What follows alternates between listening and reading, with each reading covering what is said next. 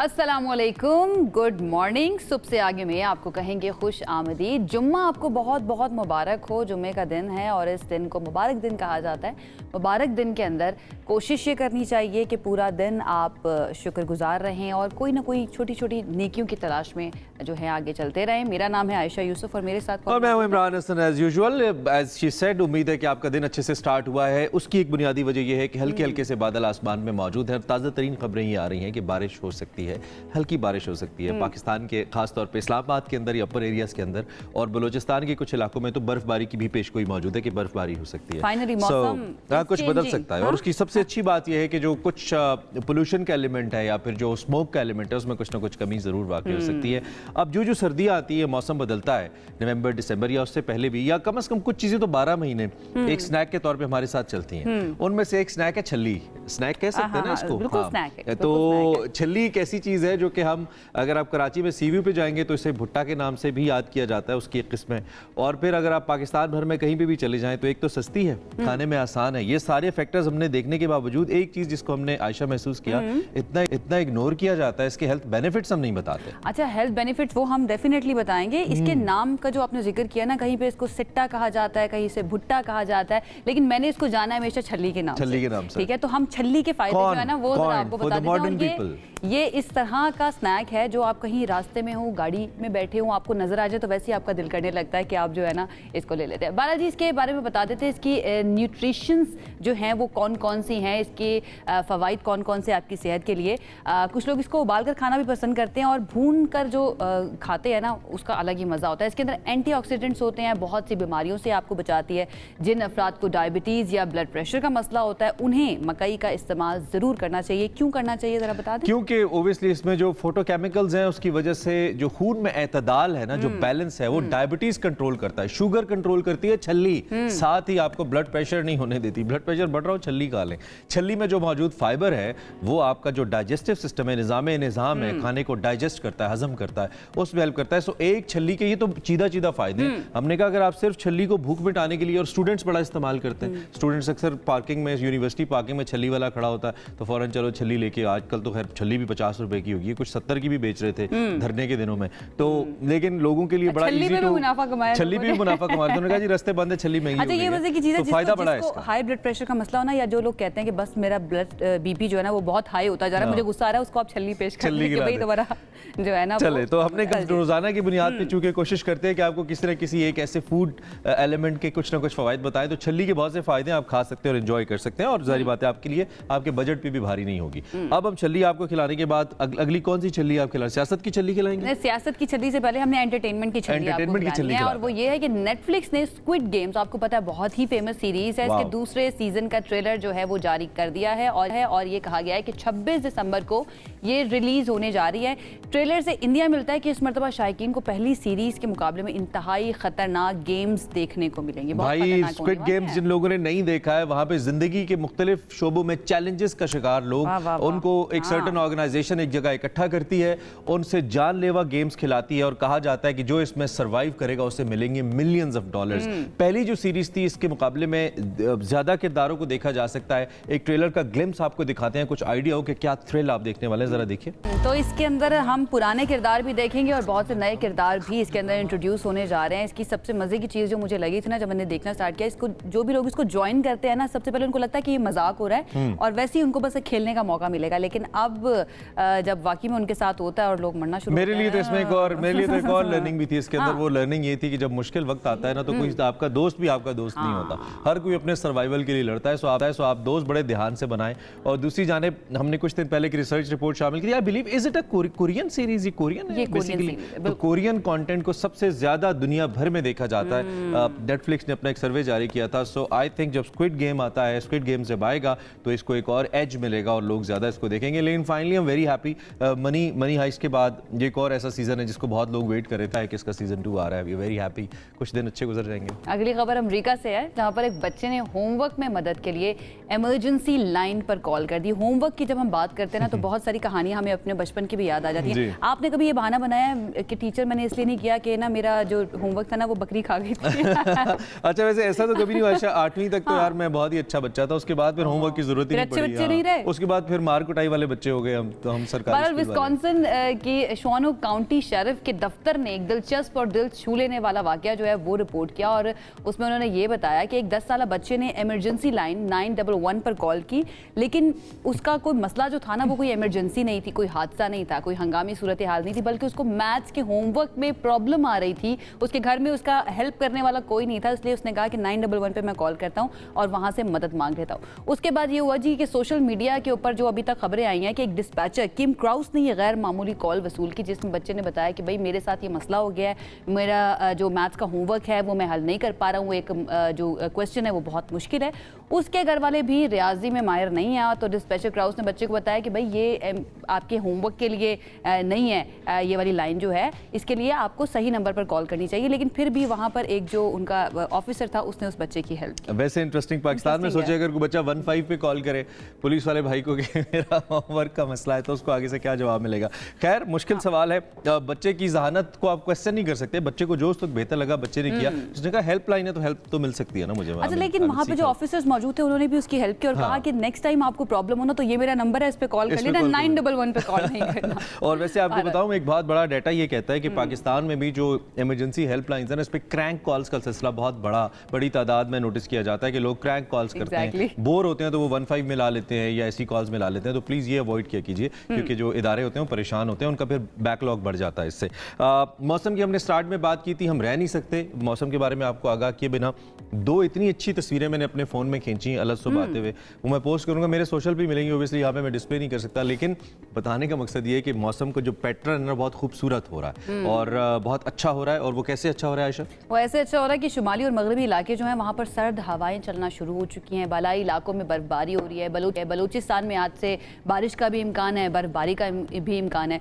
Twin cities की अगर हम बात करें, रावलपिंडी इस्लामाबाद की, यानी कि खित्ता पोटोहार जो है, मरी हो गया, गलियात हो गया, यहाँ पर बारिश होगी ये कहा जा रहा है। एक मिनट रुके जी, ट्विन तो वो होते हैं जिनकी शक्लें मिलती हैं, पिंडी और इस्लामाबाद को ट्विन नहीं कहा करें आप। अच्छा, लेकिन इसको कहा ये जाता है ना उर्फ आम में, इसको ये कहा जाता है कि ट्विन सिटीज है। अब तो शक्लें बदल गई है ना। मौसम की तब्दीली से मुतालिक मजीद जान लेते हैं कि ये मजीद सर्द, वैसे तो सर्द हो गया लेकिन मजीद सर्द कब होगा, बारिशें कब हो, कहाँ बारिश का इम्कान है। चीफ मेट्रोलॉजिस्ट सरदार सरफराज साहब हमारे साथ लाइन पर मौजूद हैं। सरदार सरफराज साहब, बहुत शुक्रिया हमें ज्वाइन करने के लिए। आई होप आप बिल्कुल ठीक ठाक होंगे। ताज़ा तरीन मौसम की अपडेट आपके पास क्या है हमारे लिए? कब से ज़्यादा तब्दीली आ रही है, ज़्यादा सर्दी कब से आ रही है? जी बहुत शुक्रिया जी, अल्हम्दुलिल्लाह मैं ठीक ठाक हूँ। देखिए जो आज से बलूचिस्तान में एक वेव, वेस्टर्ली वेव दाखिल होगी अफ़गानिस्तान के रास्ते से, तो बलूचिस्तान के फिर बेशतर एरियाज़ में ख़ासकर वस्ती और जो बालाई अज़ला हैं बलूचिस्तान के, उसमें कोयटा वैली, ज़ियारत, चमन, ज़ोब और मुलिका जितने भी इलाके, और फिर नीचे मकरान कोस्ट भी कहीं पर हल्की बारिश है, कहीं पर दरमियानी बारिश है, और ज़ियारत और चमन साइड पे कहीं कहीं बर्फ़बारी भी हो सकती है, हल्की बर्फ़बारी। अच्छा, ये वेव फिर आगे बढ़ेगी तो जनूबी बलूचिस्तान, खासकर जो जनूबी पंजाब का जो वेस्टर्न इलाके हैं, डेरा गाजी खान और राजनपुर वगैरह, लैया, बकर, उधर भी कहीं कहीं हल्की बारिश मुतवक्की है, कहीं बूंदाबांदी, कहीं हल्की बारिश। और फिर ये वेव पूरे केपी के बेशतर इलाकों में, खासकर मालाकंड डिवीजन के जितने डिस्ट्रिक्ट्स आपको पता है, सवात है, दीव, चित्राल और नीचे सवाबी, चारसदा, पेशावर, इन तमाम इलाकों में भी कहीं पर हल्की, कहीं पर दरमियानी बारिश है। और वो जो बुलंदोबाला पहाड़ है चित्राल की तरफ, कालाम, वादी कालाम हो गया, और फिर दूसरी तरफ बाबूसर टॉप हो गया, तो उन इलाकों में, उन पहाड़ों पर बर्फबारी भी हल्की कहीं पर और कहीं पर दरमियानी शिद्दत की इम्कान है। इसमें अगले 2-3 दिन का स्पेल है। ये बारिशें दिसंबर में भी जारी रहेंगी, भीगा भीगा दिसंबर होगा इस मरतबा?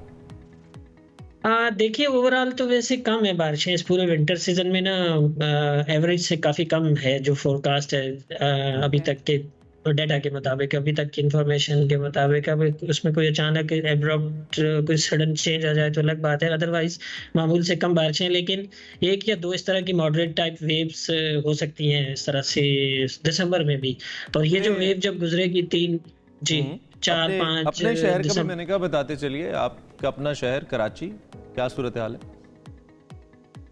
लेकिन कराची में अब इतना हम कह सकते हैं कि गर्मी नहीं रही, लेकिन अभी तक सर्दी भी शुरू नहीं हुई, क्योंकि मिनिमम टेम्परेचर या रात का टेम्परेचर अभी भी 20 के आसपास चल रहा है कराची में, और दिन में तो 30 से 32 की रेंज में होता है।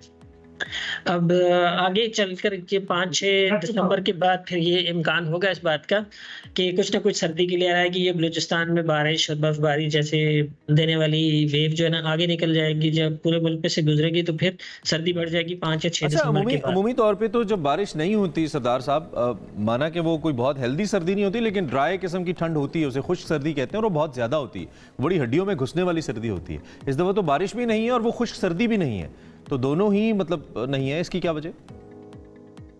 देखिए, असल में जो पाकिस्तान में सर्दी की लहर आती है ना, वो बुनियादी तौर पे साइबेरिया के ऊपर जब हाई प्रेशर बहुत स्ट्रांग होता है तो उसके बाद ठंडी हवाएं या कोल्ड एयर नीचे इंड्यूस होकर हमारे एरिया की तरफ आती है, अफगानिस्तान से होती हुई या वेस्ट एशिया से होती हुई।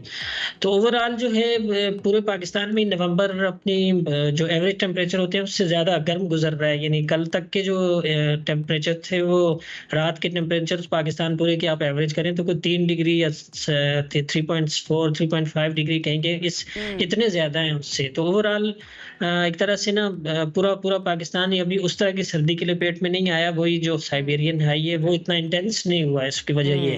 चलिए, टेम्परेचर का आपने जिक्र कर दिया तो हम अपने शो में ना बताते हैं, अपने नाजरीन को तैयार करते हैं पूरे दिन टेम्परेचर क्या रहेंगे मुख्तलिफ शहरों में। बहुत शुक्रिया आपका सरदार सरफराज साहब हमारे साथ मौजूद थे। मौसम की बदलती सूरत हाल से मुतालिक वीकेंड अच्छा हो सकता है आयशा, कम से कम जो बता रहे हैं, हल्की बुल्की अगर बूंदाबांदी हो, गलियात में भी बूंदाबांदी है। सो आप तो वैसे भी थोड़ा ज्यादा नजदीक हैं गलियात, आप you can travel to Galiyat and can have a good weekend अगर आप जाना चाहते हैं। पिंडी इस्लामाबाद के लोगों के लिए वैसे बड़ी ब्लेसिंग है। उससे पहले जरा मैं बता देती हूं, बताइए जी, टेम्परेचर बताना जरूरी है ताकि पता चले आपको कि क्या। सबसे पहले जी आपको बता देते हैं कि इस्लामाबाद वफाकी दारुल हुकूमत के अंदर कम से कम और ज़्यादा से ज़्यादा क्या रहेगा। कम से कम रहेगा 10 डिग्री सेंटीग्रेड और ज़्यादा से ज़्यादा 22 डिग्री सेंटीग्रेड। लाहौर में कम से कम रहेगा 12 डिग्री सेंटीग्रेड और ज़्यादा से ज़्यादा 22 डिग्री सेंटीग्रेड। कराची में कम से कम 20, यहाँ पे थोड़ा सा गर्म, आपको पता है ज़्यादा ही रहता है यहाँ पे टेम्परेचर, ज़्यादा से ज़्यादा 32 डिग्री सेंटीग्रेड। पेशावर फूलों का शहर, यहाँ पर कम से कम 10 डिग्री सेंटीग्रेड और ज़्यादा से ज़्यादा 22 डिग्री सेंटीग्रेड। और आखिर में कोयटा, यहाँ पर कम से कम 60 डिग्री सेंटीग्रेड और ज़्यादा से ज़्यादा 18 डिग्री सेंटीग्रेड। तो इसके मुताबिक जो है आपने अपने दिन जो है वो प्लान कर लेने। बिल्कुल, फूलों की आपने बात की, अब फूलों से ज़्यादा पेशावर जो ना सेंटर बन गया है कि यहाँ से एहतजाज प्लान होता है पेशावर से, और फिर जारी बात है काफिले यहाँ पे आते हैं। खैर, उसके मुताबिक आपने प्लान करना है। अब फाइनली मैं चाह रहा हूँ कि हम पॉलिटिक्स पे बात कर ही लें। Do you allow me to talk about politics? क्योंकि इट्स वेरी इंपॉर्टेंट, क्योंकि पिछले कुछ दिनों में जो डेवलपमेंट्स हुई हैं वो बड़ी सिग्निफिकेंट डेवलपमेंट्स हैं पाकिस्तान की सियासत को लेकर।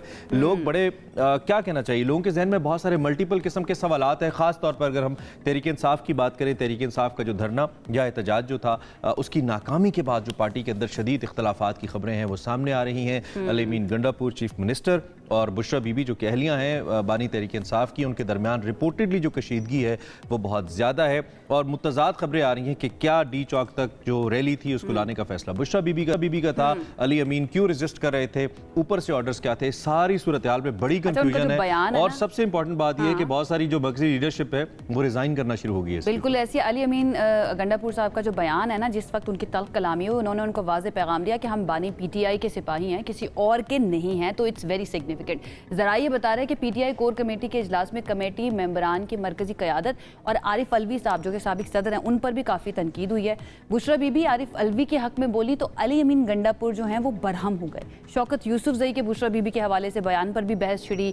कौन कारकुनों को लीड करेगा, ये फैसला क्यों नहीं हुआ। मेंबरान भी फट पड़े और तहरीक इंसाफ का एहतजाज नाकाम होने के बाद एक के बाद दूसरा इस्तीफ़ा जो इमरान ने जिक्र किया, सलमान अकरम राजा साहब जो हैं उन्होंने सेक्रेटरी जनरल के ओहदे से इस्तीफ़ा दे दिया। साहबजादा हामिद रजा जो हैं वो कोर कमेटी और सियासी कमेटी से मुस्ताफ़ी हो गए और उन्होंने कहा कि बानी पीटीआई से मुलाकात के बाद फैसला करूंगा कि कौमी असम्बली की नशिस्त छोड़नी है या नहीं छोड़नी। ये हालात कुछ अच्छे नहीं है। दूसरी जानिब फैसल वावडा ने यह दावा किया है कि जो बानी तहरीक इंसाफ है उनकी जान को खतरा है, सियासत से बालातर होकर उनकी जिंदगी बचानी है, बानी तहरीक इंसाफ की बचानी है तो बुशरा बीबी से जान छुड़ानी है, ये भी उन्होंने कह दिया। सो बड़ी मल्टीपल किस्म की सिचुएशन सामने आ रही हैं और इसके साथ साथ उन्होंने कहा कि जी बीबी से जान छुड़ा लें, हाथ जोड़कर रियायत ले लूंगा उनके लिए। ये फैसला आपका जो प्रोग्राम था उसके अंदर उन्होंने बात की, क्या कहा मजीद उन्होंने सुन लेते हैं जरा। खान को तबाही बर्बादी की तरफ ले जाने वाला कौन है? ये और फैज और बाकी तो कीड़े मकोड़े हैं गटर के, जो कुछ भाग गए, कुछ हैं, कुछ रह गए, पूरी पार्टी को। अब बीबी ने गंडापुर को ले डूबना है। एससीएम गंडापुर और हवारियों ने प्लान ये किया है कि बीबी की हम गिरफ्तारी दिलवा देंगे। तो बीबी ने पहले गिरफ्तार होना, गंडापुर ने गिरफ्तार नहीं होना।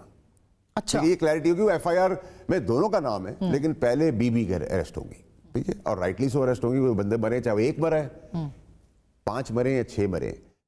तो बड़े ये कंसर्निंग और अलार्मिंग बयान जो है ना फैसल वाडा साहब की जानिब से दिया गया है कि बानी पीटीआई की जान को खतरा है, और उन्होंने वाज़े अल्फाज में ये बात की है कि बुशरा बीबी जो है ना उनसे जान छुड़ानी पड़ेगी। वैसे उसके बाद फैसल एक और वाडा जो खबर- फ्लैग अपने साथ लेके चलते हैं एस्टैब्लिशमेंट का कि मोस्टली एस्टैब्लिशमेंट की ज़बान बोलते हैं, alarming at the same time मेरे ख्याल में एक ऐसी बात करें जिससे बड़ी प्रॉब्लम हो सकती है आने वाले वक्त में ओवरऑल एक पॉलिटिकल लीडर के बारे में, क्योंकि जाहिर बात है खान साहब की मकबूलियत तो है, उनका वोट बैंक भी है, तो ऐसी बात अगर कल खुदा न खास्ता if something naturally happens you never know, तो ऐसी चीज़ें मेरे ख्याल में एक ऐसी कॉन्स्पिरेसी को जन्म देती हैं जो आने वाले वक्त में मुल्की हालात के लिए मुश्किल पैदा कर सकती हैं। बिल्कुल सही कह रहे हैं, लेकिन एक अहम डेवलपमेंट जो हुई है ना इसी सारी सिचुएशन को लेकर वो ये कि तहरीक इंसाफ पर पाबंदी लगाने के लिए बलूचिस्तान असम्बली की करारदाद जो है वो मंजूर कर ली गई है। मुस्लिम लीग नून, पीपल्स पार्टी समेत हुकूमती जमातों ने इसकी हिमायत की। JUI जमात इस्लामी समेत ऑपोजिशन की मुखालफत, और असम्बली इजलास से उन्होंने वॉकआउट भी कर दिया। इसके साथ साथ पंजाब असम्बली सेक्रेटेरिएट में भी एक करारदाद जमा होगी कि PTI पर बतौर जमात जो है ना पाबंदी। इंटरेस्टिंग सूरत हाल आयशा बन रही है, हम इस पे एनालिसिस ले लेते हैं। शौकत पराचा हमारे साथ मौजूद हैं,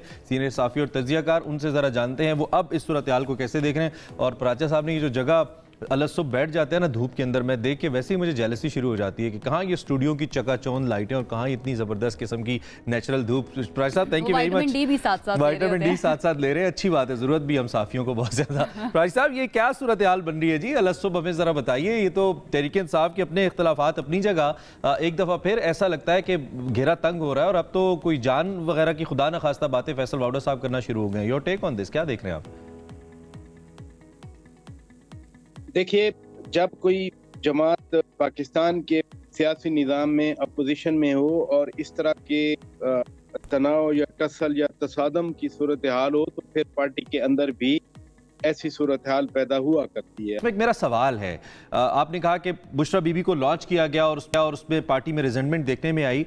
पार्टी ने कौन सा सेटिस्फाई किया अपने कारकुनों को जो पार्टी इस पर रिजेंटमेंट दिखाए कि अगर कोई शख्स नया लॉन्च हो रहा है और वो लीड कर रहा है? एटलीस्ट पॉलिटिक्स के अंदर हमें मालूम है कि जो भी शख्स हिम्मत दिखाता है, जो डेयरिंग होता है, उसको जो पार्टी कारकुनान है वो सपोर्ट करते हैं और कारकुनान का सेंटिमेंट बहरहाल मौजूद था कि जी हम आगे जाएं, दो की लीडरशिप की स्ट्रैटेजी अपनी होती है। तो बुशरा बीबी अगर कारकुनान के जज्बात की तर्जुमानी कर रही थी और अब पार्टी उनकी मुखालफत कर रही है, तो डू यू थिंक कि पार्टी के दीगर रहनुमा मकबूल रहेंगे पार्टी में? बुशरा बीबी को तो ज्यादा हिमायत रहेगी, इमरान खान की बीवी भी है वो। मैंने पहले भी गुजारिश की कि PTI का नाम खान साहब है और खान साहब का नाम PTI है। बाकी कोई रहे ना रहे वो खान साहब को भी फर्क नहीं पड़ता और PTI को बतौर सियासी जमात भी फर्क नहीं। हम सब जगह बना चुकी या बनाने की कोशिश कर रही हैं। अगर कुछ लोग रिजेंट कर रहे हैं, नाराज हो रहे हैं, तो बहुत सारे लोग उनको फॉलो भी कर रहे हैं। बात तो पॉलिटिकल स्ट्रेटजी की हो रही है कि क्या वो स्ट्रेटजी सही थी जिसकी बिना पर मसलन एक और कंट्रोवर्सी, उसका भी PTI को जवाब देना है। आधे लीडर कहते हैं कि खान साहब जो है संगजानी में मान गए थे, उन्होंने अपना वीडियो भी रिकॉर्ड कर दिया था और वीडियो बुशरा बेगम साहिबा ने वो सुन के तो उन्होंने नलीफाई कर दिया खान साहब के फैसले। आधे लीडर कहते हैं कि खान साहब ने ऐसा कोई फैसला नहीं किया था, ऐसा कोई वीडियो बयान जारी नहीं किया। So problem is with in. Khan साहब की बात डायरेक्ट हो, अगर वो बाहर होते, फर्ज किया वो जेल में ना होते, तो फिर ये कोई प्रॉब्लम ना हो। वो इस मार्च को, इस जलसे को, इस जुलूस को खुद ही लीड कर रहे हो, जैसा कि उन्होंने इसमें कोई शक नहीं है पराचा साहब, ये जो आप बात कर रहे हैं ना कि problem is with in, party के अंदर मसला है, एक दूसरे के साथ कोऑर्डिनेशन का मसला है और लीड कौन करेगा ये सवाल है। अब पार्टी के फ्यूचर की भी बात है। अभी काबीना इजलास में ये तजावीज़ सामने आई और बड़े लोगों ने हिमायत की है कि KPK में गवर्नर राज भी लगाया जा सकता है। अभी फैसला नहीं हुआ बट इस पर बातचीत की गई और मेजॉरिटी जो मेंबरान थे उन्होंने हिमायत की है। एक तो इस के ऊपर मैं आपका मौक़िफ़ जानना चाहती हूँ। दूसरा ये कि बुशरा बीबी को गिरफ्तार करने के लिए अभी जो लेटेस्ट खबर आई थी कि NAB की टीम पहुँच चुकी है KPK, इस बारे में भी ज़रा बताइएगा, क्या कहते हैं आप? दूसरा एस्पेक्ट पहले, अगर बुशरा बेगम साहिबा गिरफ्तार होती हैं, ये पहली बार तो गिरफ्तारी होगी नहीं, ये पहली बार वो जेल नहीं जाएंगी। अब वो पहले भी साल 1.5 साल गुजार के आई और वो भी NAB का केस था, उसी केस में जो है वो जमानत भी हुई थी। 2 बार उनकी जमानत हो चुकी। इद्दत वाला केस बिल्कुल वो फारिग हो चुका, उसमें बरियत हो गई। तो अब और इन केसेस में फर्ज किया 3 केस थे, साइफर वाला खान साहब पे था, इद्दत वाला केस था, तो शाखाना 1 और 2 था। तो शाखाना 1 और 2 दोनों में जमानत हो गई। अब फर्ज किया अगर दोबारा गिरफ्तार करते हैं तो फिर वो कब तक सस्टेन रहेगा ऑर्डर? देखें ना, हम पाकिस्तान के अदालती निज़ाम के बारे में एक मैक्सिम है कि एक दफा अगर आपकी जमानत हो गई तो इट मीन्स के केस टूट गया। तो केस तो वैसे अभी खान साहब के खिलाफ जो अदालती सजाएं थी वो तो खत्म हो चुकी। अब तो ये जो रिमांड लिए हुए हैं, जिस्मानी रिमांड है या दीगर रिमांड हैं, ये अदालत की डिस्पोजल पे है कि किसी भी वक्त फर्ज किया अगर अदालत कह दे कि नहीं आपको रिमांड नहीं कर सकते, आपको रिमांड नहीं मिलेगा, तो फिर वो भी फारिग हो गया। लिहाजा ये बुशरा बेगम साहिबा वाला जो गिरफ्तारी का मामला है, गिरफ्तारियां सियासतदानों को और मकबूल बनाती पर अच्छा साहब, और 30 सेकंड में मैं चाहूंगी कि गवर्नर राज वाले मामले पर भी कमेंट कर दें आप जल्दी से। गवर्नर राज देखें, बज़ाहिर इसमें तो कोई शक नहीं है कि गवर्नर राज आइन का हिस्सा है। आर्टिकल 232 और 234 पाकिस्तान के आइन का हिस्सा है। सो एनीथिंग जो आइन में है वो आइनी है।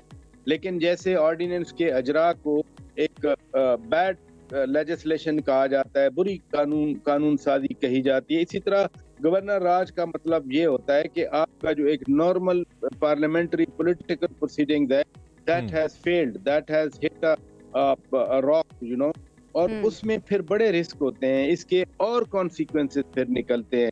लिहाजा एक नॉर्मल एनी प्रेडिक्शन ये हो रहा है, एनी प्रेडिक्शन राजा साहब हो रहा है, आपको लग रहा है होगा?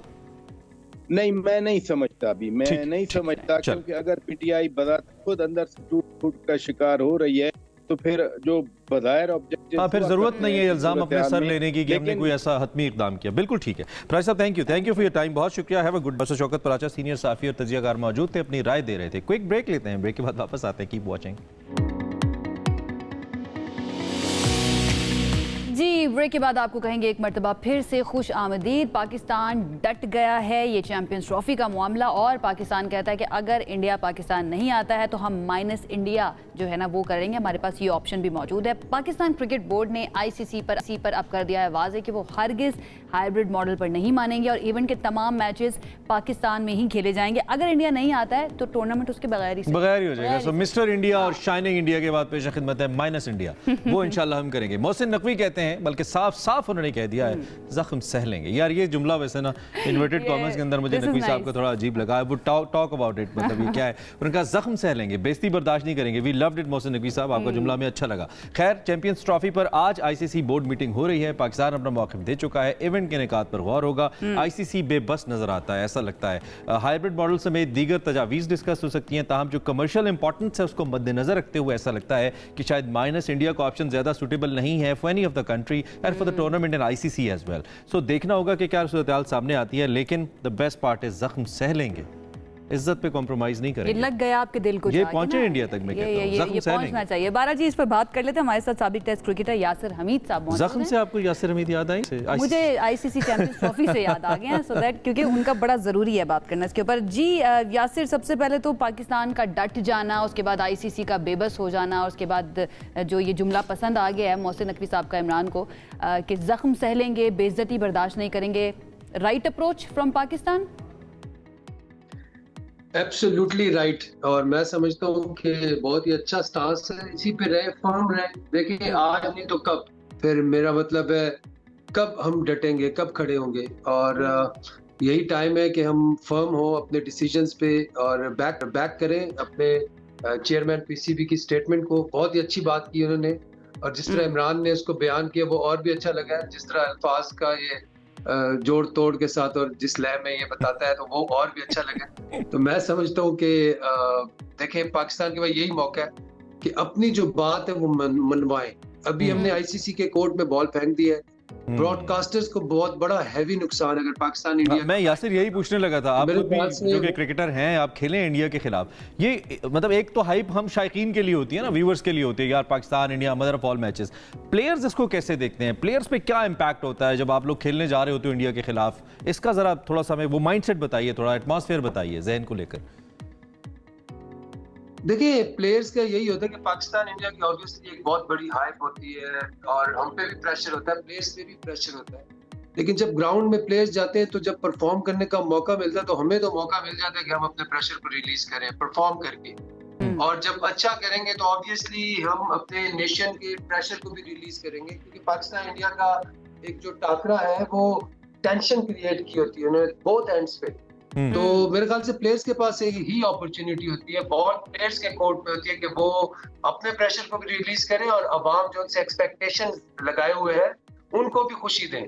तो मेरे ख्याल से ज्यादा इसमें जो प्लेयर ही होता है जो इसको एंजॉय कर रहा होता है, और यासिर प्रेशर के साथ अपॉर्चुनिटी भी होती है किसी भी प्लेयर के लिए शाइन करने का मौका, जो अगर आप इंडिया के खिलाफ परफॉर्म करें सबसे ज़्यादा उसी को अप्रिशिएट किया जाता है। बहरहाल हम इस मीटिंग की बात कर लेते हैं जो आज आईसीसी में होने जा रही है, और आज के बाद कहा जा रहा है कि ये फैसला हो भी जाएगा कि होना क्या है चैंपियंस ट्रॉफी के अंदर। आपको क्या लगता है जो दीगर बोर्ड मेंबरान हैं आईसीसी के, उनमें से कौन कौन से बोर्ड जो हैं वो इस हक में होंगे कि पाकिस्तान के अंदर ही होनी चाहिए और पाकिस्तान का मौक़िफ़ ठीक है?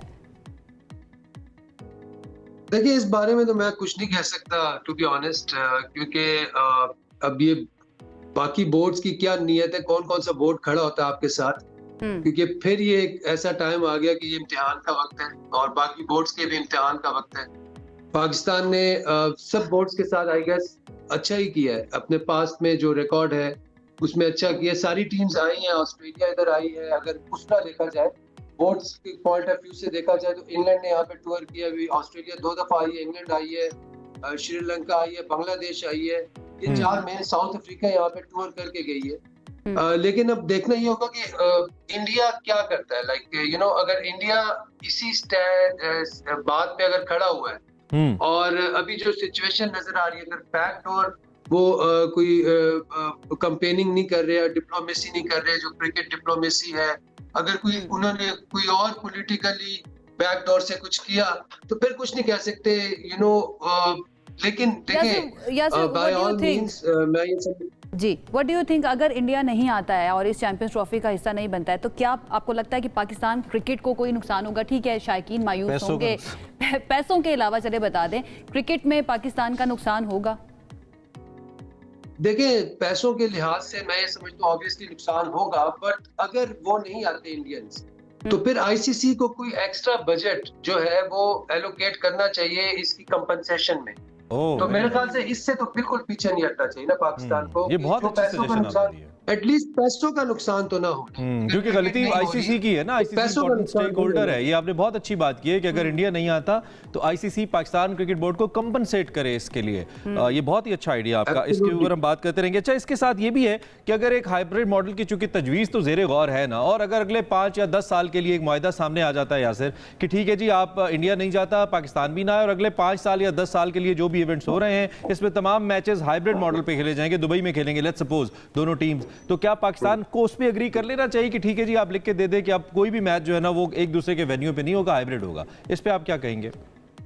सिर्फ एक सूरत में एग्री करना चाहिए कि तावान मिले, पाकिस्तान तावान देते हैं, कंपनसेट करते हैं तो बिल्कुल कर ले, कोई मसला नहीं है। देखिए, हमने तो कोशिश की है, पाकिस्तान क्रिकेट बोर्ड ने अभी भी वो हम अपने स्टांस पे खड़े हैं, और जिस तरह चेयरमैन साहब ने कल स्टेटमेंट दी है, बहुत अच्छी स्टेटमेंट थी कि यार हम लोग जख्म सह लेंगे लेकिन पीछे नहीं हटेंगे, चाहे जो भी है अपने डिसीजन से।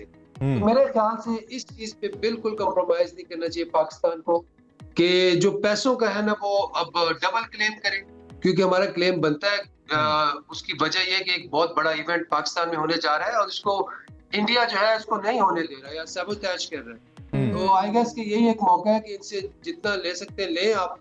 और लेकिन ये जो दिल टूटने की कॉम्पनसेशन है, अगर लाहौर या कराची में मैच होना था या पिंडी में, तो जो बेचारे हम जैसे लोगों के दिल टूटेंगे कि हम हमारे सामने विराट कोहली को खेलता देखते या बुमराह को खेलते देखते, वो उसका हिसाब देगा। ऐड करूंगा आखिर में, एक चीज ऐड करूंगा जरूर, जितने भी क्रिकेटर्स हैं इंडिया के, वो यहाँ पे आके खेले, पाकिस्तान में जितनी उन्होंने हॉस्पिटैलिटी एंजॉय की है, जिस तरह गांगुली है, तेंदुलकर है, राहुल द्रविड़ है, कुंबले वगैरह सारे हैं, युवराज, सबने यहाँ पे क्रिकेट खेले, जितना प्यार उनको यहाँ पे मिलता है और जितनी हाइप क्रिकेटर को जितना बड़ा वो क्रिकेटर होता है, no doubt about it Yasir, और इस चीज का इदराक भी वो करते हैं, मानते भी इस चीज को, लेकिन अफसोस ये है कि ये सारा मामला जो है ना सियासत की नजर हो जाता है, भारत की एडरमी की वजह से। बहुत शुक्रिया यासिर हमीद हमारे साथ मौजूद है। अब हमें जल्दी से एक ब्रेक लेने वापस आते हैं, मजीद बात करते हैं।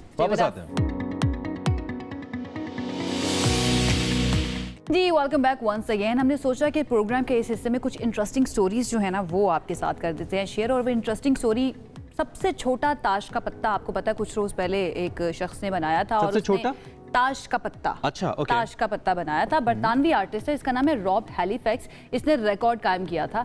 अब उसने कोशिश की है कि सबसे बड़ा जो है ना ताश का पत्ता, दुनिया का सबसे बड़ा, मैं बताऊं, वो इसने उसने सबसे बनाया। पहले सबसे बड़ा बनाया होना है, उसकी हाइप के लिए इसने छोटा बना के रिलीज किया होना है कि ताकि खबर बड़ी बने। अब ये दिखा भी रहे हैं, किंग ऑफ हार्ट आम ताश का पत्ता जो होता है उसकी निस्बत 1000 गुना बड़ा है। आर्टिस्ट के मुताबिक सैकड़ों अफराद ने उन्हें तस्वीर भिजवाई थी जिसे जोड़कर उन्होंने ये ताश का पत्ता डिजाइन किया है। रॉब का नाम जो है ना वो Guinness book of world records में एक मरतबा फिर से शामिल कर दिया गया। मुझे लगता है ये जो रिकॉर्ड बनाने का सिलसिला होता है ना, ये इन लोगों के लिए जो रिकॉर्ड बनाते हैं ये एडिक्टिव हो जाते हैं उसके ना, कि एक बना लिया उसके बाद अब दूसरा बनाना है, अब तीसरा बनाना है। इन्होंने पहले छोटा ताश का पत्ता बनाया, अब इन्होंने सबसे बड़ा। अच्छा, वैसे ये चीजें करना तो इतना मुश्किल नहीं है। मैं समझता हूँ पाकिस्तान में भी इतना टैलेंट है लोगों में, इतने बड़े बड़े जबरदस्त लोग हैं, तो आप क्यों नहीं ऐसी कोई बड़ी चीजें या मुख्तलिफ चीजें करते और फिर करके हमें भिजवाते कि हम आपके रेफरेंस से दिखाएं कि आपने ये एक दिलचस्प चीज बनाई है, हाथ से कुछ बना के अच्छा सा। आप हमें शेयर करें, नाम जरूर इंशाल्लाह उसको दिखाएंगे। इंटरेस्टिंग स्टोरीज की चूंकि आयशा ने बात छेड़ी दी है, तो थैंक्स गिविंग एक ऐसा त्यौहार है जिसके मौके पर रिकॉर्ड लोग अमेरिका के अंदर सफर करते हैं, बड़ा इंपॉर्टेंट होता है उनके लिए।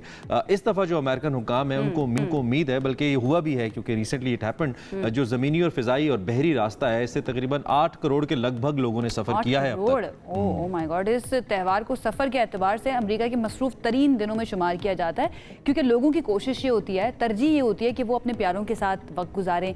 मोस्टली अपनी फैमिली के लिए भी वो थैंक्स करते हैं कि जी हमारे पास फैमिली है, खाना है, सब कुछ है, अपॉर्चुनिटीज़ हैं, तो इसलिए इसको थैंक्स गिविंग भी कहा जाता है। अच्छा, ये त्यौहार जो है ना हर साल नवंबर के चौथे जुमेरात को अमेरिका में मनाया जाता है। So it's today. It's over there. It's today.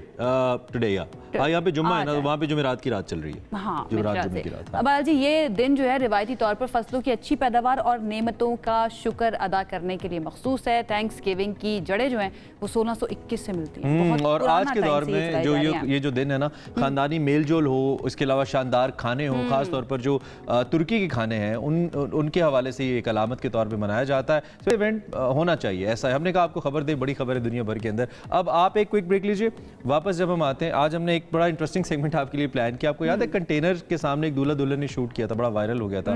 आज हमने दूल्हा भाई को इधर ही बुला लिया। हमने कहा सर उनका एक्सपीरियंस तो पूछे कि एहतजाज में फोटो शूट कराना कैसा है, और उसके अलावा भी कुछ इंपॉर्टेंट टॉपिक्स हैं हमारे पास। बिल्कुल ऐसे वो सब आपके साथ शेयर करेंगे, लेकिन इस ब्रेक के बाद स्टे विद अस। ब्रेक के बाद आपको कहेंगे एक मरतबा फिर से खुशामदीद, और एक इंतहाई हसास और अहम मसले की बात करेंगे जो सोशल मीडिया के इस्तेमाल के साथ ना इसका मसला जो है ना ये और भी ज़्यादा संगीन होता जा रहा है। मुझे नहीं मालूम कि बाकी दुनिया भर में भी ऐसा होता है या नहीं। पाकिस्तान में बहरहाल होता है, और हम बात करने जा रहे हैं पिछले कुछ अरसे में सोशल मीडिया इन्फ्लुएंसर्स ख़वातीन के हवाले से और उनके कुछ ऐसे कॉन्टेंट या वीडियोज़ के बारे में जिसे आप उर्फ़ आम में इन्वर्टेड कॉमर्स के अंदर लीक्ड वीडियोज़ कहते हैं। उनके ऐसे कुछ किसी पर्सनल डाटा के बारे में जो कि मंजर आम पे आ जाता है या कुछ लोगों के बकौल लाया जाता है, और फिर उसके बाद एक कैरेक्टर असैसिनेशन का लंबा सिलसिला शुरू होता है। कुछ लोग तो ऐसे हैं जो उस पर खामोशी दिखाना पसंद करते हैं या खामोश रहना पसंद करते हैं, लेकिन कुछ लोग ऐसे कंटेंट को न सिर्फ उछालना, लोगों तक पहुंचाना पसंद करते हैं, बल्कि उस पर नेगेटिव रिमार्क्स देना भी अपना तुरा इम्तियाज समझते हैं। हमें ये टॉपिक करने की ज़रूरत क्यों पेश आई? इसकी बुनियादी वजह यह है कि अगर किसी भी कंटेंट क्रिएटर, किसी टिकटॉकर का कोई भी ज़ाती डाटा, वीडियो या तस्वीर सोशल मीडिया पे आती हैं, तो क्या हमें बतौर ऑडियंस से हक हासिल है कि हम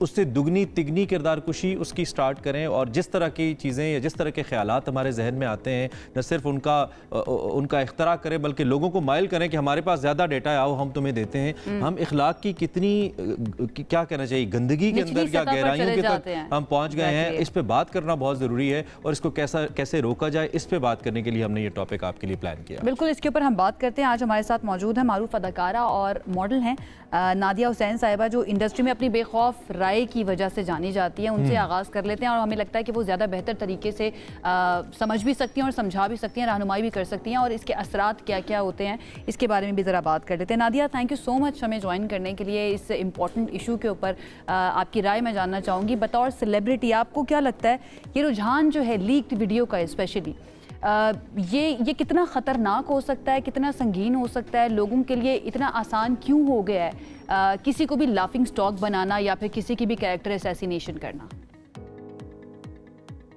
जी अस्सलाम वालेकुम। ये बेसिकली लीक्ड वीडियोस वाली जो चीज़ है, ये अभी नई तो बिल्कुल भी नहीं है, कहीं से भी एक न्यू फिनोमेना नहीं है। दुनिया भर में अगर देखा जाए, जो किम कार्दाशियन की जो वजह शोहरत बनी है, that is because of her leaked videos as well, जो कि जब वो लीक हुई तो उसके बाद लोगों को पता चला कि ये कौन है और क्या है, you know, because she was basically Paris Hilton's friend. और ये दोनों लाइक कोई इतनी कोई खास कोई किस्म, पेरिस हिल्टन को ज़ाहिर है लोग जानते थे, लेकिन किम कार्दाशियन को कोई नहीं जानता था।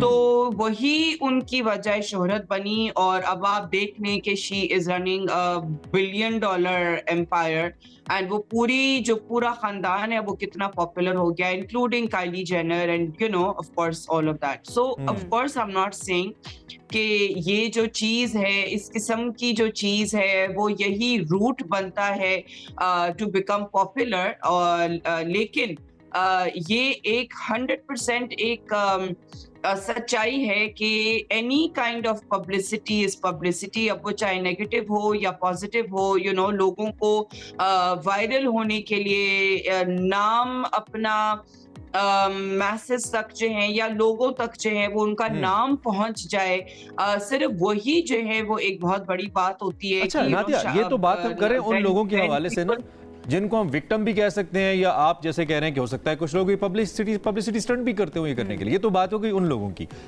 मैं डिस्कस करना चाहता हूं उन लोगों के रोल के बारे में जो आपकी और मेरी तस्वीर पे भी आके कमेंट करते हैं, अच्छे बुरे तनकीद करते हैं, मेकअप विदाउट मेकअप, ये लग रही हो, ये पहना है, ये क्यों पहना है, एंड देन इस तरह की वीडियोस के ऊपर तो उनको एक खुला मैदान मिल जाता है कि वो हर तरह का जुमला बोलें, हर तरह का कमेंट करें, विक्टिम ब्लेमिंग भी करें, और फिर ये भी करें कि अच्छा मैं इसको ज्यादा बेहतर फैला सकता हूं, मेरे पास इसके इतने पार्ट्स हैं, आजकल तो ये लिखा होता है 8 parts available, 10 parts available, do inbox, इस तरह की फजूल गलीज तरीन बातें। इन लोगों के रवैयों को आप कैसे देखती हैं? और अगर आप इन लोगों की प्रोफाइल्स पे जाएं तो इस्लामिक वॉलपेपर्स लगा के बैठे होते हैं, ये इनकी ट्रेनिंग के बारे में आप क्या कहेंगे?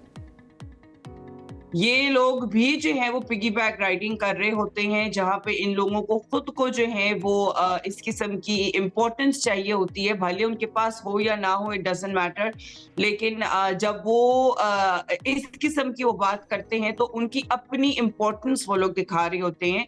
And unfortunately you know, like again like I said, you know, कि वो एक बहुत ही यू नो लाइक एक घटिया तरीन किस्म की एक सोच है ये, कि आप ऐसी चीज के ऊपर जो है वो आप अपनी इम्पोर्टेंस दिखाएं और अपने आप को वायरल करने की कोशिश करें। लेकिन नादिया, आप हमारे साथ ही रहिए, हमारे साथ सोशल मीडिया इन्फ्लुएंसर अफान कैसर, डॉक्टर अफान कैसर हैं, वो भी बड़े वोकल हैं और बहुत सारे ऐसे मामलात पे अफान बहुत बोलते हैं। और अफान की सिग्निफिकेंस इसलिए भी है, एक तो यूट्यूब पे एक बहुत बड़ी तादाद उनको भी फॉलो करती है, और बहुत सारे ऐसे मामलात पे बहुत सारे यूट्यूबर्स, टिकटॉकर्स अफान साहब के दोस्त भी हैं। अफान साहब गुड मॉर्निंग, बहुत अरसे के बाद हमारी ऑन एयर इस तरह से मुलाकात हो रही है, आई होप आप ठीक ठाक हैं। टॉपिक बहुत ही क्रिटिकल है, बहुत ही सेंसिटिव है, और बात उन लोगों की है डॉक्टर अफान जो कि कमेंट सेक्शन के अंदर आकर किसी की भी पर्सनल डाटा लीक होने या किए जाने के ऊपर ये बर्तरी साबित करने की कोशिश करते हैं कि हम जितना गंदा कर सके इस शख्स को मजीद, कि वो शायद खुदकुशी के बारे में सोचना शुरू कर दे, जिंदगी को तर्क करना शुरू कर दे, वो हम कर दें। What's your take on such people जो ऐसे कमेंट्स करते हैं, जो ऐसी राय रखते हैं, कमेंट सेक्शन के अंदर आके बात करते हैं? इमरान और आयशा गुड मॉर्निंग। मेरे ख्याल से आप उन लोगों का पूछ रहे हैं जो कहते हैं लिंक्स अवेलेबल, इतने पार्ट्स की वीडियो अवेलेबल, शर्म से डूब मरना चाहिए। द इशू इज कि हम लोगों को इखलाकियात बिल्कुल भूली हुई हैं। अब होता यह है कि हर महीने जब तक कोई वीडियो लीक नहीं आएगी ये चीज़ें चलती रहेंगी, और इसमें बहुत मरकजी किरदार अदा किया है ओवरऑल सोसाइटी के एटमॉस्फेयर ने, और इसमें सब एटमॉस्फेयर शामिल हैं, चाहे आप सोशल कहें, सोशो पॉलिटिकल कहें, हम लोग लीक्स के पीछे लगा दिए गए हैं। और हमारा माइंडसेट ऐसा है, दुनिया ऐसे नहीं चल रही, दुनिया एजुकेशन के पीछे चल रही है, एजुकेशनल अटायर के पीछे चल रही है, दुनिया बहुत कुछ टेक्नोलॉजी के पीछे चल रही है। इवन इंडिया में बहुत कम ये इस तरह होता है कि वीडियो लीक्स के पीछे लोग लग जाएं। This is all clearly sexual and moral frustration which is leading to all this hell. और मैं इन सब से सवाल करता हूं जो कमेंट्स में लिंक्स दे रहे होते हैं कि अगर इनके घर से ऐसी कोई वीडियो लीक हो जाए तो तब भी ये पार्ट्स अवेलेबल या लिंक्स अवेलेबल करेंगे कि नहीं करेंगे। और एक और चीज़ भी ना कि अगर ये आपके सामने मुंह पर बैठे हुए हैं, क्या तब भी इनके अंदर इतनी ज़रूरत होगी कि इस तरह की बात कर सके? इसके ऊपर हम बात करते हैं। हमारे साथ लाइव कॉलर याया, हमारे रेगुलर कॉलर हैं, वो भी मौजूद हैं, उनसे बात करते हैं। याया, कैसे हैं आप? ठीक ठाक हैं? बताइएगा क्या कहना चाहेंगे। अल्हम्दुलिल्लाह, आप दोनों को सलाम और दोनों को नादिया को स्पेशली सलाम हो, मैं भी इनको बहुत फॉलो करता हूँ। देखिए बात ये कि जो है ना मोरल वैल्यूज जो है ना हमारी खत्म होती जा रही है। हम बच्चों को बहुत अच्छा पढ़ाते हैं, बहुत एजुकेशन देते हैं, बेहतरीन ब्रांड के कपड़े देते हैं, लेकिन अच्छे ब्रांड की अखलाकियात नहीं देते हम। प्रॉब्लम ये होगी कि अब लेकिन जो मेरा एक तो मैं जो खुद भी कमेंट करता हूँ, लेकिन मैंने कभी ऐसे कमेंट की नहीं। देखिए ये ऐसी मैंने इसको आप रोकना बहुत मुश्किल काम है। अब सवाल ये होता है कि आप किस कमेंट को एंटरटेन करते हैं और किसको नहीं करते। लेकिन जो लोगों को इतना जिद कर देते हैं कि जैसे आपने किया, बाज़ वक़्त लोग खुदकुशियों पे मजबूर हो जाते हैं, दैट इज वेरी रॉन्ग। अब इनको रोकना मेरा और आपका काम हम नहीं रोक सकते। हम एक इखलाकी दर्स दे सकते हैं, उल्मा दर्स देते हैं, लेकिन इसके कानूनी पैराए पे गौर करना बहुत जरूरी है। ठीक है, मेरा सवाल जो है ना जी आइए इमरान, एक सवाल मैं करना चाहूँ। एक सवाल मेरा ये, देखें बात ये है कि ये जो सारी चीजें हो रही हैं, इसके पीछे भी एक माफिया चल रहा होता है जो लीड्स करता है और सारी चीजें करता है। और मैं डॉक्टर साहब को एक बात बता दूं, इंडिया इसमें बहुत आगे, वो कम नहीं है। इंडिया बहुत आगे, वहाँ बहुत कुछ होता है, वो खुद दिखाते हैं और दुनिया भर में होता है। लेकिन हम कहाँ, देखिए कानून बनाना मेरा काम नहीं, हम इखलाकियात के तौर पे अपने बच्चों को, अपने बेटों को, अपनी बेटियों को ठीक है समझा सकते हैं। आगे जिम्मेदारी जो है वो निभा सकते हैं। मैं एक मतलब विद ड्यू रिस्पेक्ट, मैं कुछ खास इस हद से मुत्तफिक नहीं हूं कि एक शख्स हो सकता है वेस्ट में होता हो। मैं नादिया ने एक एग्जांपल भी रखी, पाकिस्तान में या ईस्ट में भी चांसेस मौजूद हैं, बट मैं मतलब कि लीस्ट हद तक मुत्तफिक को इस बात से कि कोई अपनी इतनी जाती कोई चीज़ को इस तरह पब्लिक करता है for the sake of publicity, already being followed by million. Obviously तो वो खबर बनती है, एक आम आदमी की चीज़ तो खबर नहीं बनती, जिसको ऑलरेडी 10-20 मिलियन लोग फॉलो कर रहे हैं तो उसकी खबर बनती है। डॉक्टर अफान, ये मेंटल कैपेसिटी के अंदर मैं सवाल करना चाह रहा हूँ कि ये मेरी जहनियत क्या है कि अगर मुझे मालूम है, मेरा इस्लाम मुझे कहता है कि मैं गुनाह कर रहा हूँ अगर मैं किसी की पर्दापोशी नहीं कर रहा, और फिर एक गलत कमेंट पब्लिकली आके कर रहा हूँ, लेकिन मैं कर रहा हूँ चूंकि मुझे तवज्जो चाहिए, एज नादिया सेड। ये जहन क्या है मेरा, नफ्सियात क्या है ये? इमरान, आप बिल्कुल ठीक कह रहे हैं और नादिया ने भी बिल्कुल ठीक बात की। द इशू इज़, ये भी जो साहब फ़ोन पे थे वो कहते हैं इंडिया में कहाँ सनी लियोनी को ट्रोल किया जाता है, इंडिया में कहाँ कोई अपने पर्सनल्स लेकर आए तो इस तरह शुरू हो जाते हैं, इंडिया में कहाँ तनकीद की जाती है इस मैसिव लेवल पर स्टेट इंस्टीट्यूशंस पर, इंडिया में कहाँ ट्रोलिंग की जाती है फजूल किसी भी टॉपिक को पकड़ के। इशू इज़ कि हमने इनको एजुकेशनली ग्रूम नहीं किया। और अभी मुझे अफसोस होता है कि डेड बॉडी की किसी की पिक्चर लगी हो तो उस पर लाफ रिएक्शंस होते हैं। ये हमारी कौम का अलमिया है। तो आप सिर्फ ये सोचें कि हमने कौम की सोच को किस कदर गटर बना दिया। ये पढ़ नहीं रहे, इनका तालीम की तरफ ध्यान नहीं है। मेरी इंडिया में इतनी ज्यादा फॉलोइंग है, आई नो वो कभी गलत बात नहीं करेंगे, वो कहेंगे थैंक यू, सलाम अलैकुम, इवन नेपाल से, बांग्लादेश से। हम तालीम, एजुकेशन के टायर पे तवज्जो नहीं दे रहे। देखें, दीन से दूरी और इस्लाम मुझे तो नहीं लगता कि जो ये लिंक्स और ये पार्ट्स अवेलेबल करते हैं इनका इस्लाम से दूर दूर तक कोई ताल्लुक है। अब रहेगी बात बेलिबासी की, दिस इज प्राइवेसी ब्रीच जिसकी आप बात करें। वीडियो, कोई भी शख्स अपनी आप की नंगी वीडियो नहीं लीक करेगा।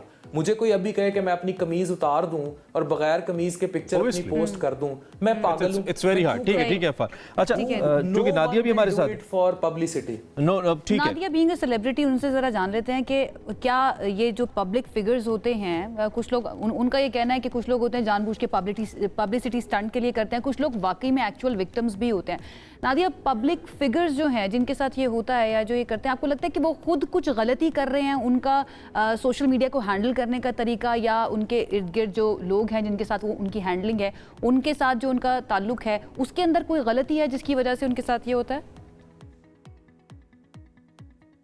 नहीं, I don't think so. I think ये पर्सनल वेंडेटाज होते हैं, पर्सनल कोई दुश्मनियां होती हैं, जैसे कि कोई आपका कोई आई डोंट नो, कोई एक्स बॉयफ्रेंड हो या कोई आपका ऐसा दोस्त हो जिसकी जो आपके साथ दुश्मनी निकालना चाहता है, जबकि जब ये गलती वाली चीज होती है कि जिसकी वजह से जो है ये वीडियोस या कोई ऐसी तस्वीरें जो है वो लीक होती हैं, तो डेफिनेटली कोई एक बहुत ही करीबी कोई पर्सन है जिसके पास एक्सेस है आपके फोन तक, यू सी। क्योंकि ये वाली जो चीजें होती हैं ये अमूमन आपके फोन में होती है। आजकल तो जाहिर है हर एक के पास फोन्स हैं, कोई किसी के पास कोई DSLR कैमरा के साथ तो ये रिकॉर्ड कर नहीं रहा है, तो या अगर तस्वीरें हैं या जो भी वो सारी फोन के ऊपर होती हैं, ये सारी चीजें फोन से लीक होती हैं। अगर फोन का एक्सेस किसी के पास है तो वो चीज जो है अच्छा, वो नादिया, आपको डेफिनेटली कोई करीबी है, या तो कोई एक तो ऐसा हम है नादिया उस कंटेंट की बात कर रहे हैं, कतल कलामी की माजरत, जो सेक्सुअली प्रोवोक करता होगा, मे बी कुछ ऐसे फ्रस्ट्रेटेड माइंड्स को, जिसकी तरफ अफान ने रेफर किया। लेकिन दूसरी तरफ एक वो भी तो तबका है, मिसाल के तौर पे किसी एक्ट्रेस के ऊपर लेट्स सपोज कोई तशद्दुद हो गया, कोई डोमेस्टिक वायलेंस हो गई। अच्छा, उसमें भी कुछ लोग इस माइंडसेट के साथ आते हैं कि उन तस्वीरों के ऊपर या ऐसी चीज़ों के ऊपर आके लिख, या किसी ने किसी को असॉल्ट किया पब्लिकली, तो वो आके उसके ऊपर अपनी भड़ास निकाल रहे होते हैं कि ये तो डिजर्व करती है, इसके साथ तो यही होना चाहिए। इवन अगर किसी पॉलिटिशियन के साथ भी किसी ने कोई बदतमीजी की है जो कि इखलाकी तौर पे ठीक नहीं है, उसको भी कुछ लोग आके इसलिए इंडोर्स कर रहे होते हैं कि दे एंजॉय डूइंग इट। इस पे आप क्या कहेंगे? उस टाइप की ऑडियंस के बारे में आपका क्या कहेंगे? वो तो जो ट्रोल्स हैं वो तो जिंदगी भर ट्रोल्स रहेंगे। अब हम ट्रोल्स के पीछे जो हैं वो ये चीज जो है, मेरा ख्याल है कि ये बहुत मुश्किल है इस चीज को रेक्टिफाई करना, क्योंकि ये जो है ना, जो हमारी ड्राइंग रूम टॉक थी और जो हम आपस में एक दूसरे के साथ पहले शायद ये बातें करते थे कि अच्छा हाँ यार ये तो ऐसी है और ये तो वैसी है, वो सारी चीजें जो अब खुले आम पे आ गई हैं। और वो जो लोग हैं जो कि इस किस्म की बकवास शायद अपने कमरों में या अपने दोस्तों के साथ बैठ के करते थे, ड्राइंग रूम टॉक थी, ये गॉसिप, लेकिन ये जो है अब खुले आम पर आ गई है। अब इन लोगों को अच्छा, एक बड़ा क्विक क्वेश्चन है मेरा और फिर हमें सेगमेंट क्लोज करना है। ठीक है Nadia, thank you for your opinion, please हमारे साथ रहिएगा। अफान, लास्ट क्वेश्चन मेरा आपसे ये उन शख्सियात के बारे में है जो कि इसका शिकार होते हैं, ये जो टिकटॉकर जिनको 2-2 करोड़ लोग फॉलो कर रहे हैं यार, और वो उनको ये एहसास नहीं है कि उनकी पब्लिक पेनिट्रेशन कितनी बढ़ चुकी है, और वो फिर इस किस्म की फजूल हरकतें कर जाते हैं या ऐसी बेहतियातियां कर जाते हैं कि वो फिर पब्लिकली ऐसे ट्रोल होते हैं, फिर हमें अफसोस भी होता है, और फिर वो आगे पब्लिकली कहते हैं कि जी हम तो खुदकुशी करने वाले थे। उन लोगों पर क्या जिम्मेदारी है, इन टिकटॉकर्स पे जो कि सो कॉल्ड सेलिब्रिटीज बनी गए हैं, इनके बारे में कुछ कहिए। देखिए, इसमें डिपेंड करता है कि either they are making positive content और negative content. Even positive content वाले भी ट्रोलिंग से तो महफूज नहीं है, लेकिन जो अपनी बिल्कुल बेडरूम्स और फैमिलीज को सामने ला के इतनी मैसिव फॉलोइंग गेन कर चुके हैं, इनमें उनका भी कसूर नहीं है, देखने वालों का कसूर है। तो उनको तो समझाना या ना समझाना जो है, इट डजंट मैटर। समझाना उन लोगों को चाहिए जो इनको पॉपुलर करते हैं। मैं फिर कहूंगा, अगर अरबाब इख्तियार मुझे कहीं देख रहा है, आप लोगों को अपनी कौम को अगर रियल टाइम डाइवर्ट करना है टुवर्ड्स पॉजिटिविटी, जो वो चाह रहे हैं, कोशिश कर रहे हैं, वो हो नहीं रही। अगर आपने डाइवर्ट करना है तो आपको काम करना पड़ेगा इनकी एजुकेशन पर, लेकिन डॉक्टर अफान, अरबाब इख्तियार की आप बात कर रहे हैं, अरबाब इख्तियार की आप बात कर रहे हैं, आपको पता है कि रियासत जो है वो तरबियत भी करती है अपनी नौजवान नस्ल की। हम ऐसी भी चीज़ें देखते हैं पॉलिटिकली, अगर मैं बात करूं कि वहाँ पर भी वीडियो लीक्स का सिलसिला या ऑडियो लीक्स का सिलसिला चल रहा था, वो अगर उसमें मसरूफ हैं तो उन्होंने किस तरह से तरबियत करनी है नौजवान नस्ल की? हमारे सियासतदान कभी-कभी। अफान, आपने सारे सवालों का जवाब बड़ी खूबसूरती से खुद ही दे दिया। रियासत माँ होती है, और अगर माँ सड़क पर बैठी है फिर कुछ वेरी टफ। बिल्कुल, आप दोनों का बहुत शुक्रिया। Nadia, thank you very much for your time. Doctor Afan, thank you for your time. लोग आपको देखते हैं, इसलिए हमने कहा कि इन दो शख्सियात से बात, ये बड़ा वास्ट टॉपिक है। मैं सिर्फ इसको ये कह के कंक्लूड करना चाहता हूँ कि इस्लाम के अंदर मेनली हम मुसलमान हैं ना, या किसी भी मज़हब से ताल्लुक़ है, तो हर इंसान का एक बुनियादी राइट है, एक बुनियादी हक है।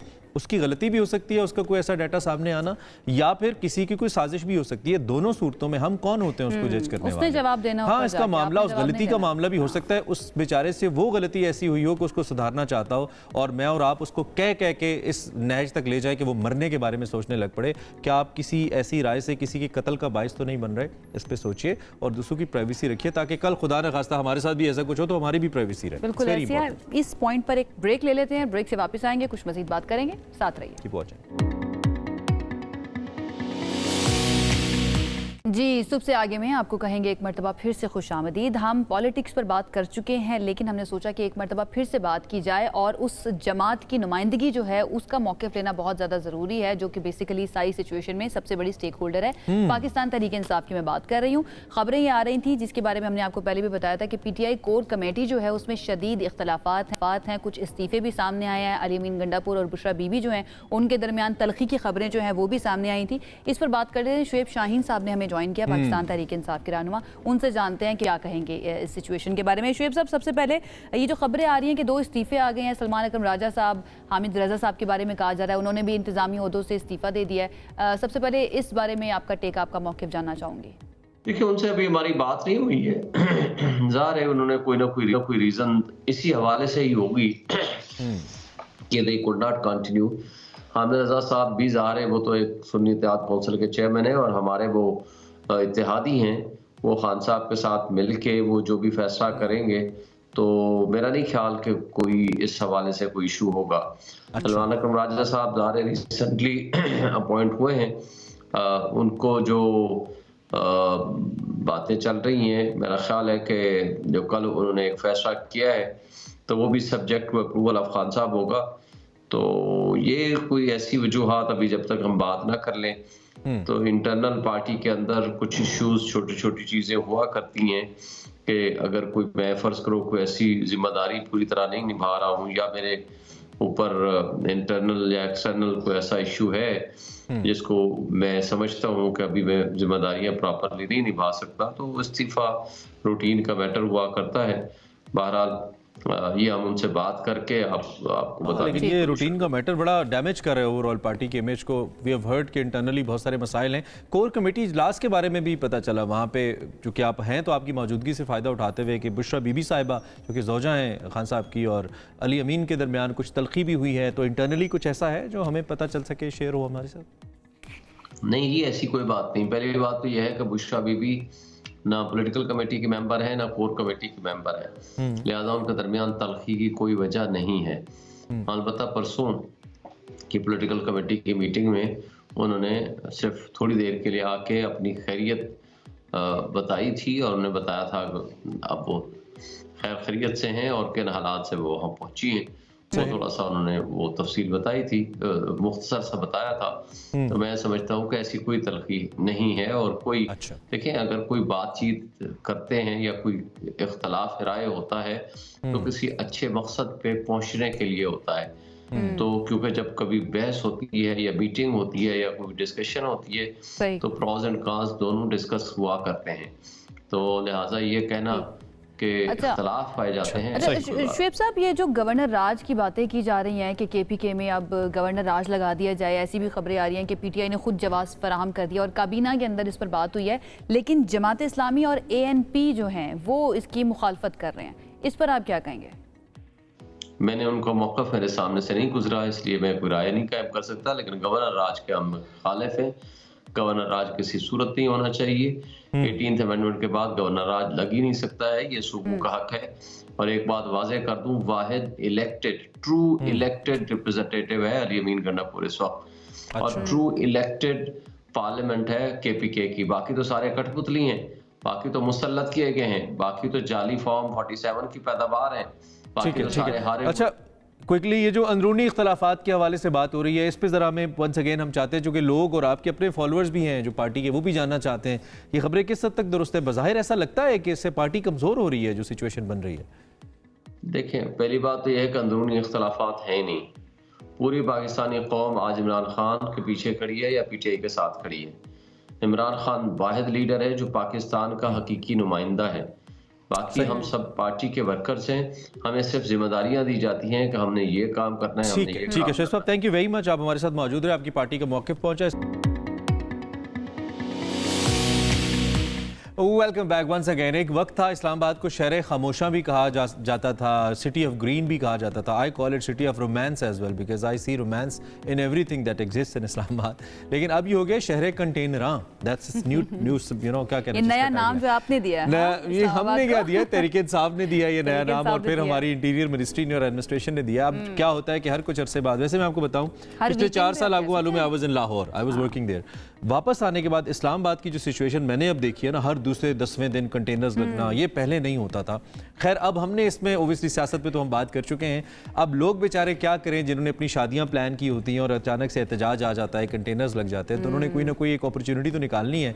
एक कपल हमने इस्लामाबाद में ऐसा देखा, इस्लामाबाद E11 का जो इलाका है वहाँ पे बहुत सारी मार्कीज़ हैं और उसके साथ ही फिर कंटेनर्स लग गए। तो एक कपल ऐसा था जिसकी शादी वहाँ पे तय थी, उनके इवेंट्स होने थे वहाँ पे, तो उन्होंने क्या किया कि जब कंटेनर्स लग गए तो अपनी लोकेशंस तक वो पहुँच नहीं पा रहे थे, उन्होंने कंटेनर्स के सामने ही फोटो शूट करने का फैसला किया। अच्छा, अडैप्ट कर लिया ना। अब आप इसका कोई पॉलिटिकल एंगल खुदा का वास्ता ना लीजिएगा, हमने इसको लाइटर नोट के ऊपर रखा है कि आप कैसे क्राइसिस में से अपॉर्चुनिटी निकालते हैं। तो हमने उनको आज मधु भी कर लिया और इस पे बात भी कर ली। आज हमारे साथ मौजूद है जो नए नवेले मोहम्मद कासिम साहब, उन्होंने हमें ज्वाइन किया, और उसके साथ साथ जो फोटोग्राफर हैं इब्राहिम मुश्ताक, क्रिएटिव डायरेक्टर, उनसे जरा बात कर लेते हैं सारी सिचुएशन के बारे में। सबसे पहले तो कासिम, आपको मैं मुबारकबाद भी दूंगी, दूसरा ये कि ये फैसला किसका था कि ना इस तरह से हम अपना शूट कर लेते हैं, ठीक है रास्ते वगैरह बंद थे, लेकिन कंटेनर्स के सामने करने का किसका फैसला था? आपका था या आपका था, आपकी वाइफ का था, किसका था? Well, it was a mutual decision between me, my wife and Ibrahim भाई। जब हमारी सारी शूट लोकेशंस कैंसिल होना शुरू हुई तो हमने कहा हम इवेंचुअली क्या कर सकते हैं। तो ये डिस्कशन के दौरान इब्राहिम भाई ने एक वैसे आइडिया पॉपअप किया कि शादी मेमोरेबल बन जाएगी। कंटेनर्स के दौरान आप लोगों ने शादी की, जितने आप पॉजिटिव हैं अपनी शादी को लेके कि आपने करनी ही करनी है, तो do a photo shot in front of container, we will take like 10-15 pictures. उस पर मैं भी रजामंद था और मेरी वाइफ भी रजामंद हो गई। देन हम जो वलीमे की मॉर्निंग थी, हम सबसे पहले सैलून वगैरह से फारिग होके हम कंटेनर के सामने गए और इब्राहिम भाई ने वो विद इन 20 मिनट्स वो सारा जो अपना प्लान था हमारा वो एक्सिक्यूट किया।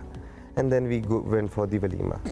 Next day we woke up, those pictures were viral, Ibrahim भाई was calling us, our guest were calling us, you guys are viral, ये हो गया वो हो गया।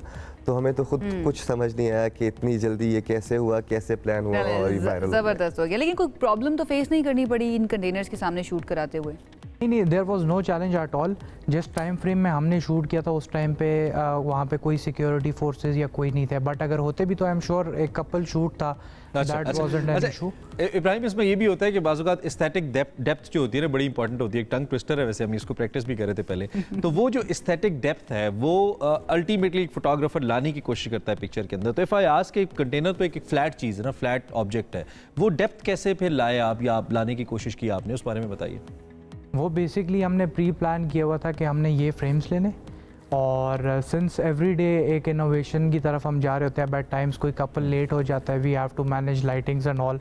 तो साइमल्टेनियसली जब हमने बेसिकली कंटेनर्स का लेआउट इसीलिए प्लान किया था कि हम कुछ लैंडस्केप्स लेंगे ताकि वो एक वाइड फ्रेमिंग जो है वो मज़े की आती है। नहीं तो कासिम, वो जो दुल्हन साहिबा हैं आपकी जो वाइफ हैं, उन्होंने तो एतराज़ नहीं किया इस तरह से कंटेनर के सामने शूट कराने के लिए? क्योंकि ख़वातीन तो बड़ा सोचती है ना कि चलो मेरी शादी होगी तो मैंने इस तरह से शूट कराना है, तो कंटेनर के सामने उनका तो कोई मसला नहीं हुआ, कोई एतराज़ तो नहीं किया उन्होंने? She was sad at first कि मतलब हमारे शूट कैंसिल हो रहे हैं, बट देन मैंने थोड़ा सा कन्विंस किया उनको कि कुछ नहीं, एक मेमोरी हो जाएगी। Then she was happy, she was agreed with us as same as we were. जब बल्कि हम कंटेनर पे पहुंचे, कंटेनर्स के पास पहुंचे, तो उनका भी एनर्जी लेवल सेम था जितना इब्राहिम भाई। अच्छा, एक बड़ा इंपॉर्टेंट इसमें सवाल है, थोड़ा सा प्रोफेशनली भी हम इसको इब्राहिम डिस्कस कर लेते हैं। बीइंग फोटोग्राफर नए नए आइडियाज़ लेकर आ जाते हैं, उम्मीद तौर पे तो बड़ा बोर कर देते हैं फोटोग्राफर्स ना शादी के शूट्स, क्योंकि हम भी इस मरहले से गुजरे हैं। तो वो टिपिकल होता है, हाथ इधर रखें, पास आएँ, मुस्कुराएं, दूर जाएँ। तो कुछ नए innovative ideas are very important. इस पर भी कोई काम हो रहा है? इस पे बारे में बताइए हमें कुछ। एग्जैक्टली ऐसे ही है। नाउ डेज आपको पता है हमारी फील्ड एक ऐसी है कि जिसमें you have to adopt new innovations every day. अगर आप एक सीज़न में भी थोड़ा सा बैकलॉग करोगे तो आपका काम जो है वो विद टाइम ऑब्सोलीट होता जाएगा। इस सीज़न हमारे जो इंस्टाग्राम वगैरह पे पोस्टेड शूट्स भी हैं, हमने एक तो इनकॉर्पोरेट किए हैं कैंडल्स एंड एवरीथिंग। थोड़ा सा लो लाइट फोटोग्राफी जो है वो बहुत ज़्यादा इनकरेज्ड है आजकल। अदर देन दैट, ये एक कंस्ट्रेंट की वजह से भी हमें इस साइड पे मूव किए थे, बिकॉज एट टाइम्स जो ब्राइड्स हैं वो अपने सैलून से या due to some mismanagement, weddings आपको पता है बड़ी हेक्टिक होती हैं, तो शूट्स पे लेट हो जाती थी। तो फॉर दैट हमने ये ट्रेंड सेट किया। प्लस अब इस सीज़न इस्लामाबाद में न्यू सेट्स और जो लोकेशंस हैं वो बहुत आ गई हैं। गुलबर्ग में स्पेसिफिकली सबसे ज़्यादा लोकेशंस हैं। There are few farm houses जो कि बहुत अच्छी उनकी एम्बियंस है और स्ट्रक्चरल बहुत अच्छा है। तो इस सीज़न जो है वो उन्होंने बड़ी चीज़ें इनोवेट कर अच्छा, ये जो सिचुएशन बनी कासिम कि आपकी शादी प्लान थी एंड अचानक से आपको पता है हमारे मुल्क के अंदर, और जो हम इंट्रो में बात कर रहे थे कि पॉलिटिकली कुछ भी हो जाए, अचानक से शहर बंद हो जाता है। इमरान मुझे बता रहे थे कि उनकी शादी के दौरान भी कुछ इस तरह की सिचुएशन बनी थी। आपकी शादी प्लान है और आपको पता है कि 4-5 महीने पहले ही आप प्लान करते हैं कि इस तारीख को मैंने शादी करनी है। इस तरह के अगर हालात हो जाते हैं तो क्या टिप्स देंगे उन लोगों को? सबसे पहले तो I will suggest the basic to stay calm. ठीक है, every problem has a solution. So हमने इसको पॉजिटिवली देखा कि अगर हमें इतनी डिफ़िकल्टीज आ रही हैं, what alternatives we can go through. जिस तरह मेरे जो इवेंट वाले थे, वो अशफाक इवेंट वाले, आई प्रेज देम कि मैंने उनका कहा इफ़ 24 को सब लॉक हो रहा है, आप मेरे पास 22 आके इस्लामाबाद स्टे करें। मैंने उनको सबको इस्लामाबाद बुला लिया। मैंने अपना सारा सामान इस्लामाबाद अनाबिया पे जो हमारी मार्केट थी वहाँ पहुँचा दिया। तो मैंने 2 दिन पहले प्लान कर लिया, उनको स्टे भी इस्लामाबाद में दे दिया। सारी उनकी जो उन्होंने फ्रेश मीट वगैरह बाय करना था वो भी इस्लामाबाद से बाय कर। थोड़ा कॉस्टली बड़ा फॉर श्योर वो पड़ता है, बट अल्टरनेटिव्स और सॉल्यूशंस आपको मिल ही जाते हैं if you want to find them. I believe कि इसने आपको हेल्प किया होगा, और ये जो स्टे काम वाली टिप है ना, ये सबसे अच्छी है। और दूसरी बात कम्युनिकेशन, लेकिन मसला है कि कम्युनिकेशन भी ब्लॉक हो जाती है ना, फिर रास्ते भी बंद हो जाते हैं और सिग्नल्स भी नहीं होते। मैं ज़रा क्विकली एक आप लोगों के एक इंटरेस्ट का सवाल करना चाह रहा हूँ, क्योंकि फोटोग्राफी को कुछ लोग इब्राहिम बतौर करियर भी अपनाना चाहते हैं। आई नो कि इसके अंदर बड़े हैवी बजट्स भी इन्वॉल्व होते हैं, पर एट द सेम टाइम क्या इसको एज अ फोटोग्राफी को या वेडिंग फोटोग्राफी को एज अ करियर अपनाया जा सकता है? क्या मार्जिन है इसके अंदर? मेरे लिए भी it's a passion turn into profession. जब मैं अपनी स्टडीज़ में था, मैंने साइमल्टेनियसली बिज़नेस स्टार्ट किया था।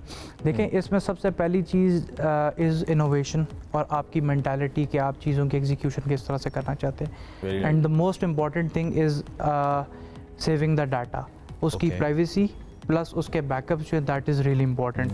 This is something that I have learned over my 6-7 years of experience. और मैं सबको भी यही बोलूँगा कि आप इनिशियली स्टार्ट ऑफ करना है तो एक आपकी commitment, hard work. This is a field जहाँ पे आपकी investment in terms of energy होती है, इन टर्म्स ऑफ माइंडसेट होती है, रादर देन मॉनेटरी। ये बड़ी पॉइंट आप बात जो प्राइवेसी के हवाले से कर रहे हैं, और बहुत ब्रीच हो भी जाता है, और आजकल बड़ा कॉन्शियस भी हैं लोग इसको लेकर। इस हवाले से हमें बताइए कि डाटा की प्राइवेसी, जो शादियों के मौके पर डाटा आता है आप लोगों के पास, उसमें हमारी ख़वातीन का डाटा होता है सब कुछ, तो कैसे इसको मुमकिन बनाया जाता है और इस हवाले से क्या एहतियात है जो आप तफवीज़ करते हैं? सर डेफिनेटली एग्जिस्ट कर रहा है। देखें, इसके लिए सबसे जो इम्पोर्टेंट चीज़ है दैट इज़ कि जिस भी बंदे को आप हायर कर रहे हैं अपने इवेंट्स कवर करने के लिए, वो इतना कमिटेड हो कि अपनी टीम पे उसका चेक बैलेंस हो। अब मेजॉरिटी ऑफ द टाइम ऐसे केसेस भी आए हैं जिसमें डाटा लॉस हो जाता है, और जो इवेंट्स हम कैप्चर करते हैं दैट इज़ हमारे लिए तो शायद वो इवेंट हो, बट क्लाइंट के लिए it's their lifetime memory. तो for that as a safe side हम ये करते हैं कि we backup our data in different hard drives, और फिर ऑनलाइन स्टोरेज प्लेटफॉर्म्स भी हमने परचेज किए। बहुत अच्छा लगा आप दोनों से बात करके। इब्राहिम, कासिम, बहुत शुक्रिया आपका। कासिम, एक मरतबा फिर आपको शादी की मुबारकबाद। आपको सारी ज़िंदगी याद रहेगा जिस तरह का दिन गुजरा है। बहरहाल जी, बहुत ही इंटरेस्टिंग था, एक वायरल कपल हम इनको कह सकते हैं, क्योंकि जैसे ही इनकी तस्वीर सोशल मीडिया पर आई तो वायरल होकर रह गई, और उनको भी यकीन नहीं। मैं इज़हार हमदर्दी तो खैर कपल से भाभी हमारी यहाँ पे है नहीं, लेकिन करता हूँ, क्योंकि आपका सारा जो प्लान होता है ना, जैसे आपने सोचा होता है, वो स्पॉइल होता है। लेकिन मुझे शायद ही कोई शख्स ऐसा मिला हो खुद समेत जिसने कहा कि भाई मैंने अपनी शादी पे ना इवेंट्स को एंजॉय किया, because we go through lots of tensions, pressures, ये करना है, वो करना है, ये होना है, तो ये बहुत प्रेशर वाला काम है, तो ये प्रेशर रहता ही है। प्रेशर ज्यादा भी हो जाता है ना ऐसी सिचुएशन में। तो आप ऐसा ना करें कि आप समझे कि आप अकेले हैं जिन्होंने शादी के इवेंट्स को एंजॉय नहीं किया। वो लोग जिन्होंने नहीं किया, यू आर नॉट अलोन। ये सब ऐसे ही होता है। तो बहरहाल दूसरी जानिब ये भी है कि बड़ा मुश्किल हो जाता है, लेकिन अच्छा है कि क्राइसिस में आप अपॉर्चुनिटी निकालें, कम से कम कुछ ना कुछ तो यादगार बन ही जाए आपका। तो हमने कहा एक लाइटर नोट के ऊपर इस टॉपिक को आपके सामने लेकर अब एक ब्रेक ले लेते हैं। ब्रेक से वापस आएंगे तो कुछ और भी हमारे पास है। क्लोजिंग है। अच्छा, ब्रेक मैं भी टाइम देख रहा हूं, खत्म हो गया, क्लोजिंग है। इनको ब्रेक हम लेते हैं, लेकिन हम ब्रेक लेंगे 2 दिन की। मंडे को इंशाल्लाह आपसे मिलेंगे। अपना ख्याल रखिए, अच्छा सा वीकेंड गुजारिए और अपना फीडबैक भी दीजिए। सी यू ऑन मंडे इंशाल्लाह।